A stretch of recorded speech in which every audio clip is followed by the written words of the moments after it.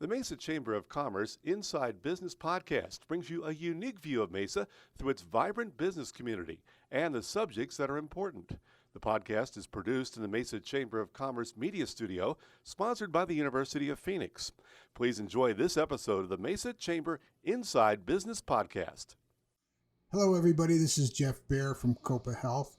Very proud to be here in the podcast room of the Mesa Chamber of Commerce. Thanks again. Big shout out to Sally Harrison, President CEO, Jay DeLeese, and Myra for all their help in our series on mental health awareness and mental health advocacy. Today, I have the great pleasure of sitting across from someone I both love and admire a lot, Andy Arnowitz. Andy is the resource person. He's going to correct that, by the way. He's a resource person for Copa Health. But he is, besides that, he is literally a legend in the mental health advocacy world. Andy, why don't you take a minute here and introduce yourself and correct the title I just gave you? Sure. Well, first of all, thanks for that introduction. That was very nice. My actual title is Information and Resources Coordinator. And yes, it's true, I do a lot of advocacy. However, I don't advertise that I do advocacy intentionally. My first interest is to be of support and empower whoever is calling me for them to be able to do whatever they need to do. However, if I assess that they are not up to the task, I absolutely jump in and do advocacy. But without advertising it in my title, they can't call me up and demand you need to do this or that for me. Does that make sense? Makes a lot of sense. So let's go back a little bit to your roots. Pittsburgh Steeler fan for life. I am from Pittsburgh, yes. Yeah. And talk a little bit about your journey in mental health, your personal journey. Sure. I have a long history. I'm 63 now, and I live with bipolar disorder. I had my first manic episode at 18. I've been hospitalized my definite share of times. And when I was actually at a hospital, got hired to work for a chef while I was at the hospital, who has since gone on to win a couple James Beard Awards. So she's really good. And anyway, I worked with her for about 10 years. And at that 10th year, I had another manic episode. And during that episode, I unfortunately severed my ties with the restaurant, with her fiance at the time, etc., and called up a friend of mine saying, "Hey, I need a new job," and she lived in Phoenix. That brought me out here to cook, and then had another manic episode after a few years, and started going to a peer support group, a mental health peer support group.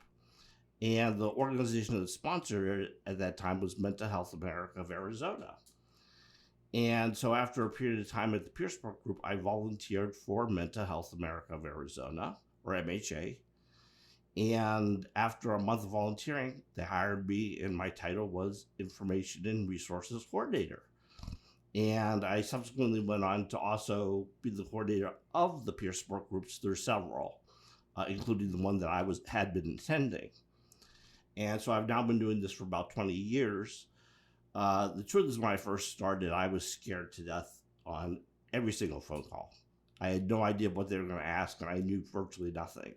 However, 20 years later, I'm rather confident in being able to help people, assist them. Either I feel I'm going to know the answer, or more than capable of learning the answer or getting them the support that they need. How's that for a start? It's good, but you mentioned peer support a few times, and Yep. We've had that term mentioned by various guests through this series. But it'd be great if you could, give your description of what a peer support group is and how they impact your life. Okay, so a peer support group has no professionals involved. A peer in this context is somebody with lived experience with mental illness. It could be depression, bipolar, schizophrenia, obsessive compulsive disorder, whichever. And so everybody involved, including the person leading the meeting, the facilitator, is a peer, somebody with a mental health diagnosis disorder. And since nobody is a professional, they're not there to tell someone what to do because they're not professionals. But the way the peer support groups basically work is people are there to share from their experience, because their experience they absolutely are expert on. So I can sort of backwardly, very kindly give advice without telling you what to do by way of sharing from my experience, speaking from my experience. So like for me, what's kept me stable the last 20 some years is my psychiatric medication. It's vital, essential, phenomenal. My psychiatrist has felt for years that I'll never have another manic episode. I'm still scared, but that's what he says. And so somebody could be speaking at the peer group, someone's sharing. They don't have to, but people are welcome to share. And they might say something, maybe they're not on medication as an example. And I have the thought, and let's say they live with bipolar themselves.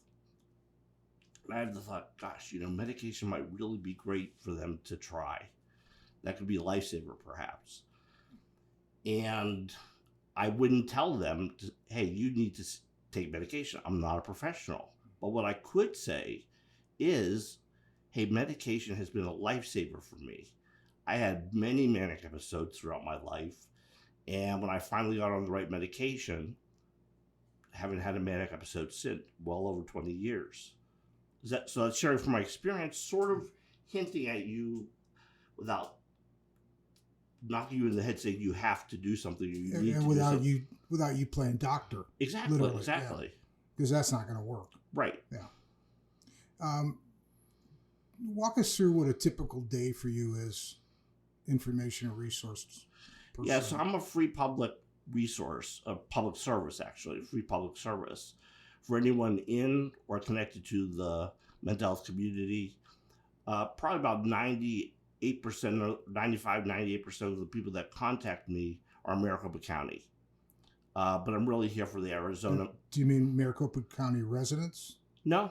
They might be out of state. When you say Maricopa County, they could be a Maricopa County resident. Okay. They might be in Ohio calling about their loved one in Maricopa County. Okay. So it's got to do with Maricopa County in some way, shape, or form typically. But I get calls from throughout Arizona. It just has worked out that the vast majority of the callers, the issue is happening within Maricopa County. And so it could be somebody with mental illness calling me, their family member, a friend, the police, clergy, anyone in or connected to the mental health community, specifically in Arizona, is welcome to call me. And then they really are allowed to ask me anything. There's nothing that's off limits. They could be asking about, where can I find a therapist? I want a peer support group, whatever. But they might be asking about shelter. They might be, it doesn't have to be a mental health issue per se. They literally can ask me about any information.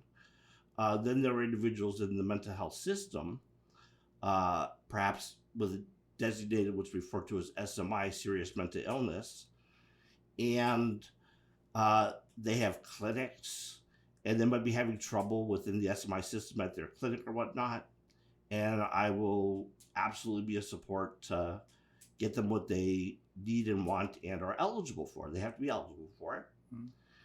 And my batting average in getting people what they're eligible for is pretty close to 100%.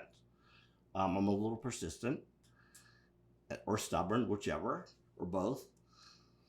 And all of the above. And if I can, I've actually written a paper about how to be an effective advocate in the SMI system, and which has now been shared with several thousand people. That was written to empower and be of support to them so that they could achieve their desired result within the SMI system. However, if I assessed that they're not going to be a good advocate for themselves, my one of my biggest interests is for them to get what they need, assuming they're eligible for it. That's when I might jump into advocacy, a conference call to their clinic, conference call to wherever, or make phone calls myself to be of support. I got to read you something. Tell me if you can recognize where it came from. Okay. Andy is a remarkable resource for our local and national behavioral health community. Andy provides invaluable guidance and referrals to those families in need and has been a shining light in our community. Any idea where that came from? Yeah, that's someone who I'm honored to say has become a good friend of mine, Charles Chick Arnold. I believe that's who you're referring to. That's totally what I'm referring to. What I'd love for you to do at this point is talk about his influence in your life and what he's done to make you better at what you do. Yeah, so well, backtracking for a second, Charles Chick, or I refer to him as Chick, and most people do. The lawsuit where he was the named plaintiff is called Arnold versus Sarn, Arnold v. Sarn, and the winning of that lawsuit is what got all the benefits for the SMI population in Arizona. So it's worth millions of dollars. So he happens to be a phenomenal person, in my opinion. Extremely kind, considerate, smart, etc. But the lawsuit itself cemented him into legendary status. And so when I started out volunteering and then working at Mental Health America of Arizona, he was on the board. It just worked out tremendously that I met him back then. And he is just one of the nicest, kindest souls. Here I was, shocked that I was hired in the first place, and there might be a board meeting.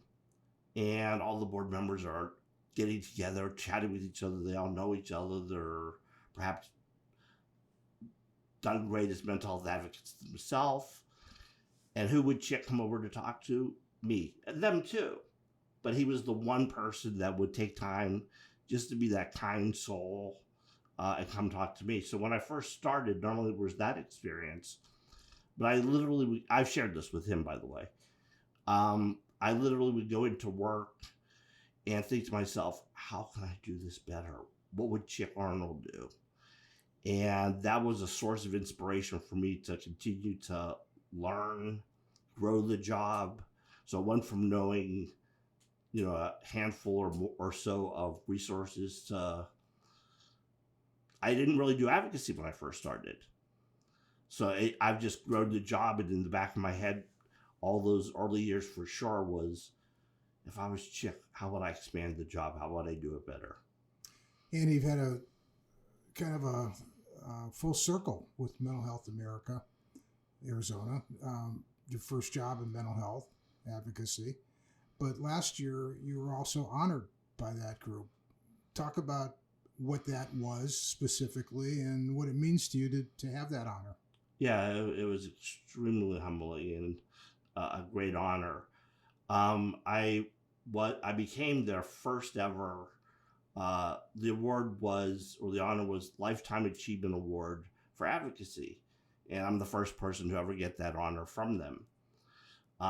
So not only was I blown away to be chosen as a Lifetime Achievement for Advocacy, but to be the first recipient for it in Arizona.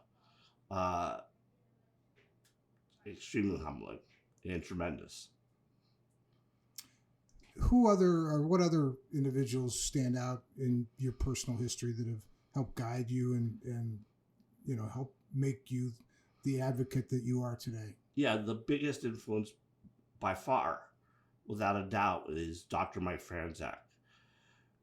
He's the individual I was working for another organization who was going out of business, and they were having a fair of sorts for the staff that were going to be leaving the organization to get hired by someone else. I just went to the event. I wasn't soliciting a job or anything, and I had no idea who Dr. Mike Franzak was. And he walked up to me and said, "Welcome to Mark Community Resources," which is now Copa Health. But he said it to me, and I had no idea who he was. And I turned to somebody who had been an executive director of mine in the past, and I said, "This guy, Mike Franzak, just told me that I'm welcome at Mark Community Resources. He was hiring me at Mark Community Resources. I didn't ask for the job. Do I want to go there?" And the executive director said yes. And so I came on board here, and my biggest influence by far, absolutely, Chick was tremendous, and I credit pretty much everything else to Mike. He furthered my career, gave me the support, encouragement, brought me into meetings, introduced me to people. So I owe more than I can figure out to him. Dr. Mike, definitely a jewel. Andy, there are days when we all think about mental health and mental health advocacy is like maybe we're running uphill. If you could change anything, what would it be? In the mental health system? Yeah. Specifically in Arizona, and particularly the SMI, serious mental ill community, perhaps? Well, this is, if Andy were king for the day, what would you do? Well, my first thought, I have to think about that more, but my first thought was thinking about individuals in the SMI system, and there's a serious shortage of housing. Mm-hmm. And that is probably the biggest issue as far as I'm concerned, the biggest obstacle. People might be designated as SMI, or let's say they are designated as SMI, very low income, perhaps on our state Medicaid access, and on the streets homeless. And they're eligible for housing, and there's a several thousand people wait list, and so they are currently on the streets perhaps. So that is a serious issue. I would say it's probably impossible, maybe not impossible, but perhaps close to it, if not, to really recover, do well if you don't have housing. Andy, kind of final thoughts on what we've talked about, anything you'd like to restate, and also would it be appropriate for you to give out your contact information because you are a resource? Sure. And even though I've talked a few times about the SMI community and system, I am here for the public. So anyone's welcome to call me. Anyone, as I mentioned earlier a couple of times, anyone interconnected to the mental health community. It could be somebody who has never been diagnosed, a family member who their loved one is in a crisis. They may or may not be in the mental health system at all. So anyone's welcome to contact me. So I want to make that real clear. My phone number, which is my typical preference to talk to somebody, because somebody might be calling me for a resource, maybe two, and my radar just goes up as soon as the conversation starts with what ways can I be of support. And so even though they might have been asking about one or two resources, we might then have a half hour or so conversation where they leave the conversation with 5 to 10 resources they didn't even know to ask about. But as they share their story, I'm like, hey, would this be a support? And they're like, oh my God, that exists. That's why I prefer the phone conversation, so I can do the quick back and forth. And the phone number is 480-994-4407. But I'm also open to emails as well. Whatever works best for the individual. What's your email, Andy? It's basically my name to start with a dot between my first and last name. So Andy, ANDY, .Arnowitz, ARNOWITZ as in zebra, at copahealth.org. And Jeff, you probably don't know this, but COPA is short for Maricopa. I say that with a smile on my face. I know that. Given that you work for Copa Health, I assume so. And you're wearing a Copa Health t-shirt, so it's spelled properly with a C. But that's my email address. Andy, it was great having you here today. You really do absolutely wonderful work, and I'm glad that you're in my life. And I know someone that I have gone to you with situations in the past where you've helped me, and I really appreciate that. So that's going to conclude our podcast for today with Andy Arnowitz. And once again, I want to thank the Mesa Chamber of Commerce for offering this vehicle for us through Mental Health Awareness Month. And anybody needs any help, resources, Andy Arnowitz is your guy. Thank you, Jeff. Thank you. This has been a Mesa Chamber of Commerce Inside Business podcast. You can find all podcast episodes at iTunes, Spotify, or your own favorite podcast website. You can also find them online at mesachamber.org. Content of this podcast is copyright the Mesa Chamber of Commerce, unless otherwise noted.